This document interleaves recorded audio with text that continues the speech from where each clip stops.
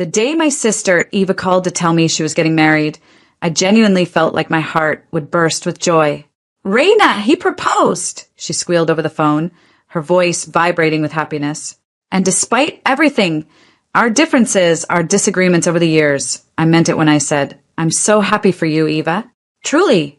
I remember looking over at my daughter Lily, who was sitting at the kitchen island, dunking a cookie into her tea while doing homework. "Aunt Eva's getting married," I told her with a grin. Her eyes lit up immediately. "Do I get to be a bridesmaid?" she asked, nearly dropping her cookie in excitement. I laughed. "Maybe. We'll find out." Lily was 16. Sweet, intelligent, kind to her bones. She had that quiet confidence some kids only dream of having at her age. And she adored Eva. In her mind, Eva wasn't just her aunt. She was like a glamorous older sister. They had movie nights, late-night phone calls, even matching bracelets. So, in Lily's heart, being a part of Eva's wedding wasn't just a wish. It felt like something certain. A few days later, Eva invited me over for lunch to talk about the wedding plans. I showed up with a little bottle of champagne and a heart full of excitement. We laughed, we planned. She showed me her Pinterest board and swatches of pastel-colored bridesmaid dresses. "Everything's going to be perfect," she said, her eyes dreamy. Then she cleared her throat. "There's just one thing, Reina. I wanted to talk to you before the invites go out." "Sure," I said, sipping my tea. "I've decided I'm going to keep the guest list pretty adult. You know, grown-up vibes, cocktails, music, that kind of thing. So, I hope you're okay with Lily not being invited." I blinked. "Wait, you're not inviting Lily?" "It's nothing personal," she said quickly, her smile tightening. "I just think 16 is a little too young for the kind of wedding I'm envisioning." I felt my jaw clench. "But she's family. She loves you." She was so excited. "Reina," she interrupted, placing her hand over mine in a patronizing way. "I need you to respect this decision. It's my day." My stomach dropped. I couldn't find words for a moment. All I could picture was Lily's face, how her eyes would fall when I told her, how she'd try to pretend it didn't bother her. I looked Eva straight in the eyes and said calmly, "If my daughter isn't welcome, then we won't be coming." She blinked, caught off guard. "Oh, well, that's your choice." I stood up, setting my tea down. "It is." And just like that, I walked out, heart pounding, mind racing, not with rage, but with a quiet, deep ache I couldn't explain yet. But I would eventually. And so would the rest of the family. I tried to keep my composure when I got home. I didn't want Lily to see the sadness on my face the moment I walked through the door. But she could always read me like a book. "Mom, is everything okay?" she asked, setting down her headphones. I sat beside her on the couch and gently took her hand. "Sweetheart, Aunt Eva doesn't want anyone under 18 at the wedding.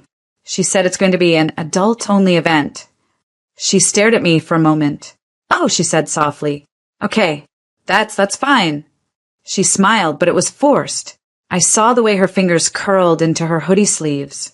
I knew my daughter. That wasn't fine. That was heartbreak disguised as indifference.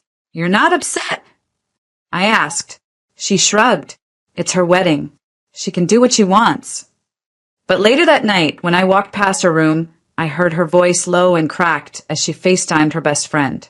She didn't even say it to me, you know? My own aunt. There was silence, then a broken laugh. "I thought I'd be in her pictures. I was even going to buy those silver heels we saw." I closed the door quietly and sat in the hallway, heart aching. This wasn't just about a wedding. It was about a 16-year-old girl realizing that love isn't always returned the way you give it. That sometimes the people you put on pedestals don't look back at you the same way. The next day, I called my mom to talk about it. "I'm just really hurt," I said.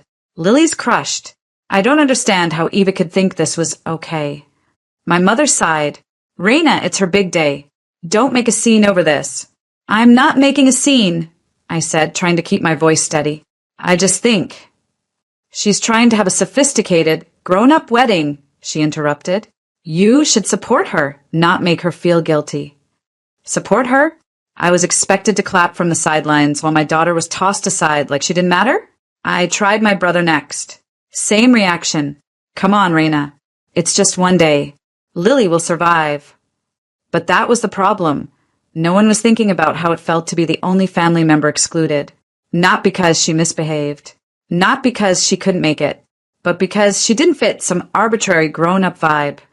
I wasn't asking for much. Just a little compassion. But instead, I became the difficult one. The one who was overreacting and making it about herself. I even got a text from one of my aunts. You always have to stir the pot. Can't you let Eva enjoy her moment? Meanwhile, Lily became quiet. She stayed off social media. Stopped FaceTiming Eva. She didn't say much, but her energy had shifted. She began to shrink into herself like a flower wilting away from the sun. That's when I knew this wasn't just about a party. It was a message, intentional or not, that my daughter wasn't enough. Not cool enough. Not grown enough. Not valued. And that was something I couldn't ignore. They may have turned a blind eye, but I was wide awake. The wedding day came like a storm we saw brewing from miles away, but still weren't prepared for. Lily and I stayed home. Just the two of us, curled up on the couch with a bowl of popcorn and a movie neither of us paid attention to. Outside, it was just another sunny Saturday. But inside our little house, there was a weight in the air, like something sacred had been broken. The silence between us said more than words ever could. Then the notification started. My phone buzzed every few minutes with tag photos, family group chats, and endless updates. Eva in her sparkling white dress, my mom in a seafoam green gown, my brother with his arms around his wife. Hashtag Evie ever after. Hashtag family forever. The irony hit me like a punch. Do you want to see them? I asked Lily gently. She didn't answer, just shook her head and tucked her knees tighter to her chest. She'd barely touched her popcorn. I glanced at the screen again. Photo after photo of my family laughing, toasting, dancing under fairy lights. A whole universe that Lily and I had been quietly cut out of. One photo made me stop cold. It was of all the nieces and nephews gathered together, holding sparklers with the caption, "The next generation!" All except Lily. She had literally been erased. That night, Lily didn't say much. She just went to her room early, claiming she had a headache. I waited a few minutes, then walked up quietly to check on her. Her door was open just enough for me to see her curled under the blanket, headphones in, her phone screen glowing as tears rolled down her cheeks. I backed away, heartbreaking, and sat on the stairs, clenching my fists. It wasn't just a wedding. It was a message. A reminder that you can love people with your whole heart and they'll still decide you don't fit their picture. The next day, I noticed her starting to pull away. Not dramatically, just subtle things. She stopped calling her cousins, ignored texts, deleted her Instagram. I saw the light in her dim just a little more each day. I wanted to scream. At Eva. At my mother. At the whole damn family. Instead, I sat with Lily trying to find ways to bring her back to herself. You know this doesn't mean anything about your worth, right? I told her one night, holding her hand across the kitchen table. Their choice says everything about them, not you. She nodded, but her eyes didn't quite believe me. And I realized something in that moment. This wasn't about a party or an invitation. It was about what people choose to prioritize. It was about a girl who had done nothing wrong being made to feel invisible by people who were supposed to love her unconditionally. It was about how casually we discard others when they don't fit the narrative we're building for ourselves. And maybe they thought it would all blow over, that we'd forget, forgive, and pretend none of it mattered. That Lily would bounce back, and I'd sweep the pain under the rug. But they didn't know me, and they definitely didn't know my daughter. Because while they were busy staging perfect photos for likes and comments, something inside me was shifting. Quietly, firmly. I wasn't planning a fight. I was planning something better. I didn't send a dramatic text or post some cryptic quote online. I didn't confront Eva or demand an apology. I simply stepped back. It started with brunch, a weekly tradition with my mom and aunts, filled with passive-aggressive compliments and forced laughter. I canceled. No excuse, just won't make it today. Then another Sunday came and went. And another. Eventually the text slowed. Then stopped. I left the family group chat quietly. Not in a blaze of drama, but like a door that closes gently and doesn't reopen. No one asked why. Or maybe they noticed and chose not to. I didn't care. The truth is I was tired. Tired of pretending the weight in my chest was something I could ignore. Tired of showing up to people who wouldn't show up for us. So I gave all my energy to someone who deserved it. Lily. I started planning little Saturday adventures. Just the two of us. Farmers markets, art museums, coffee shops with poetry readings. Places that made her eyes light up again. Sometimes we didn't even do anything special. We just lay under blankets, binge-watching mystery shows. And that felt more honest than any family gathering ever had. I didn't need to explain my silence to anyone. If they didn't feel the absence of Lily at the wedding, they weren't going to feel our absence now. And still, the texts came from time to time. You've been distant lately. Eva asked about you. You and Lily should come by. It wasn't personal, but it was personal. Maybe not to them, but definitely to my daughter. And that made it personal to me. I responded with polite but firm boundaries. No blame, no bitterness, just space. They'd made a choice. And now, so had I. What they didn't realize was that I wasn't waiting for an apology. I wasn't hoping to be welcomed back. I was building a new reality where Lily and I weren't afterthoughts. I was reclaiming my peace. And in that silence, I found something powerful. Clarity. And maybe a little spark of something else. Something I'd been quietly planning. Something they never saw coming. Christmas was always Eva's thing. The big tree. The carefully curated matching pajamas. The themed dinner menus and choreographed photo ops. Every year, she transformed her house into a holiday movie set, and every year the entire family dutifully showed up to play their parts. Except this year, I didn't. When Eva sent out the group message, "Christmas dinner at ours! Same time, same sparkle. Can't wait to see everyone!" I replied simply, "Thanks, but Lily and I already have plans." No drama, no explanation, just a calm boundary. She didn't reply, neither did anyone else. But I saw the read receipts, and that was enough. What they didn't know was that I'd been planning this Christmas since the night of her wedding. Not out of spite, but out of intention. I didn't want to spend another holiday being a prop in someone else's perfect picture. I wanted something real, something warm, something Lily would actually feel, not just pose for. So we stayed home and made our own magic. I let Lily plan the day however she wanted. We baked cookies from scratch, the kitchen turning into a beautiful mess of flour and laughter. We made hot cocoa with real whipped cream and cinnamon sticks.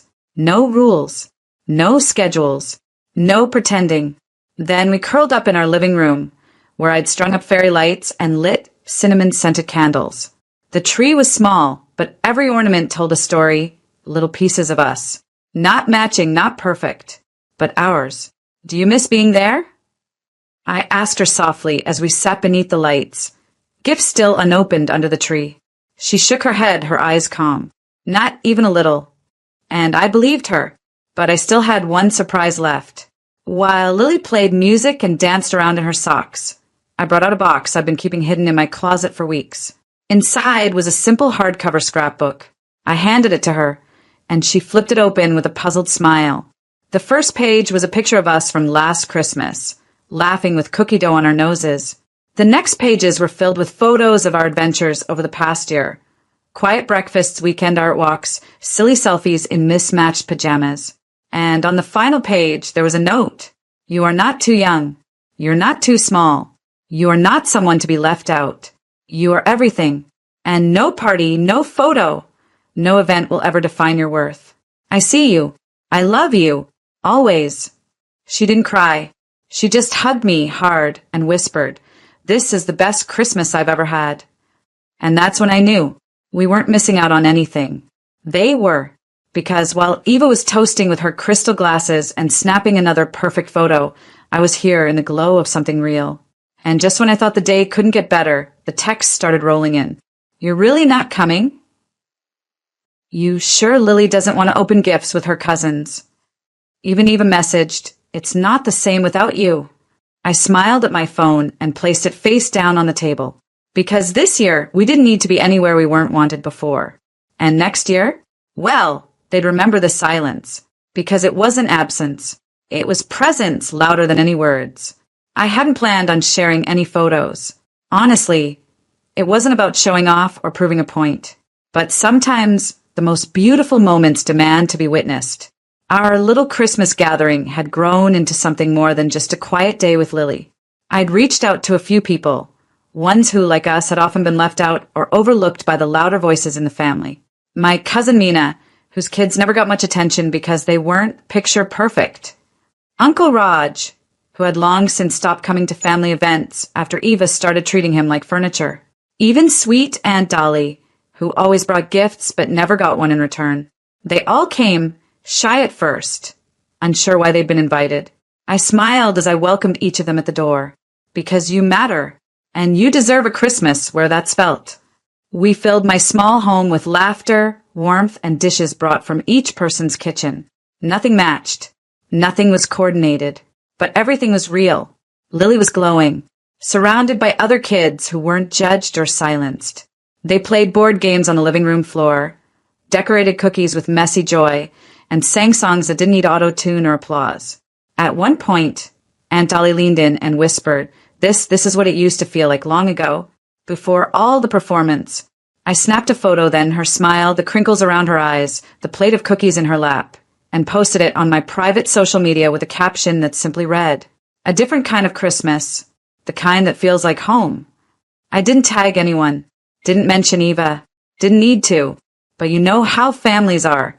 The pictures began to ripple through the grapevine. People started sharing them, commenting things like, Wish we were there, and looks like you all had so much fun. I saw screenshots floating into the family group chat I'd left. Apparently the contrast was striking. Their matching pajamas and picture-perfect backdrop looked sterile next to our chaos-filled, heartwarming evening. Eva's photos had the polish. Mine had the soul. And slowly the silence broke.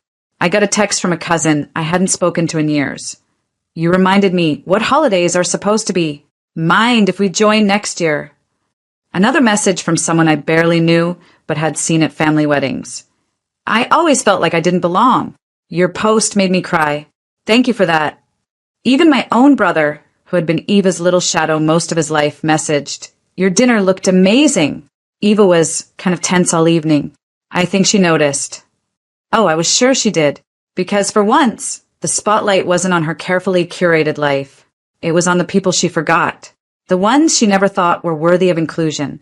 And all I had done was open my door to them. I didn't need revenge. I didn't need to shout or shame or confront. I just needed to create space for the people who had been quietly aching and let the photos speak for themselves. It didn't take long for the storm to hit. 2 days after Christmas, Eva called me. Not texted, called. I stared at the screen as it rang, her name glowing like a warning sign. And against my better judgment, I picked up. Her voice was sharp, coated in sugar but laced with fury. So, what exactly was that little Christmas stunt about? I stayed calm. It wasn't a stunt. It was Christmas, with people who've been left out one too many times. You're dividing the family, Reina, she hissed. Do you know how many people were talking about you? Sharing your photos like you're some kind of saint. I didn't divide the family, Eva, I replied. I just stopped pretending it wasn't already broken. That's when she lost it. You're bitter because Lily didn't get invited to the wedding. That's what this is really about. You're twisting everything and making me look like a villain. I didn't yell. I didn't defend. I don't need to make you look like anything, Eva. People see what they see. Maybe it's time you asked why. She hung up, but the silence didn't follow, because once that phone call ended, the real unraveling began. Apparently, Eva hadn't realized how many people in the family had been simmering with unspoken resentment. My dinner had been the spark, but the fire had been smoldering for years. Group chats exploded. My cousin Neha finally said it out loud. Remember when Eva made fun of my son's stutter during that reunion? And everyone laughed? He cried the whole way home. Aunt Dolly added, I haven't had a Christmas gift with my name on it in 15 years. Even my brother, the golden boy of the family, confessed she uninvited my wife from the baby shower because her style didn't fit the vibe. I never said anything, but it always hurt. More messages poured in. People remembering times they'd been overlooked, excluded, made to feel small, all for not fitting Eva's image of perfection. And suddenly, the family's golden girl wasn't so golden anymore. Eva tried to salvage it, of course. She posted a long, syrupy caption on Instagram with a slideshow of her Christmas dinner. Family is everything. Grateful for another perfect holiday surrounded by love. But the comments told a different story. I guess not all the family was there, huh? Real love doesn't exclude. Wish I'd been at Raina's house instead. Her mask was cracking, and for once, no amount of forced smiles or pastel filters could hold it together. She tried messaging relatives privately, spinning her version of events. But too many people had seen the truth now. And once people feel seen, they don't go back to being invisible. One by one, the facade collapsed. My parents, who had always blindly backed Eva, called me that evening. At first, they tried to guilt me. You didn't even show up. You could have caused a real scene if you had. But I could hear the unease in their voices. I wasn't the problem anymore. The problem was how long they'd ignored the actual one. And now the entire family knew it. I didn't scream. I didn't argue. I just said, maybe this Christmas was exactly what needed to happen. They didn't know how to respond, because the truth was finally louder than their excuses. And the woman they once dismissed for being too sensitive, she'd quietly pulled the thread, and the whole tapestry of pretense had come undone. I stood at the kitchen sink days after New Year's, rinsing the last of the dessert trays from our Christmas dinner. Outside the window, Lily and two of the younger cousins were building a lopsided snowman, laughing so hard they could barely pack the snow straight. That sound, that laughter, was everything. No filter, no spotlight, no performance, just joy. I didn't throw a fit when Eva banned my daughter from her wedding. I didn't start a war or beg to be included. I didn't try to argue with people who'd already decided who mattered and who didn't. I just chose a different path. I protected Lily, even when the world told me I was overreacting. I gave her space to hurt, and then I gave her space to heal. I reminded her that her worth isn't determined by an invitation or a seat at someone else's table. Instead, we built our own table. And when I quietly opened that door to the overlooked and the forgotten, when I welcomed them with no expectations, no obligations, I felt something I hadn't in years. Peace. This wasn't about revenge. It never really was. It was about clarity. Because when people show you who they are, when they make it clear you're only valuable if you fit their mold, you don't have to fight them. You just stop playing along. Let them keep their cold elegance and curated perfection. Let them sit in rooms where only certain people are allowed in. I'll take messy joy over manufactured beauty any day. And as for Eva, I didn't need an apology from her. The truth had found its way out, louder than I ever could have shouted it. And honestly, the silence that followed said more than any apology ever could. That Christmas didn't just change the family. It changed me. I'm no longer the woman who waits for others to include me. I'm the woman who makes her own circle and fills it with light. As I dried my hands and looked back out at Lily, she caught me watching and waved, her cheeks pink with cold, eyes full of life again. That wave, that smile, that was my closure. That was my quiet victory. And it was enough.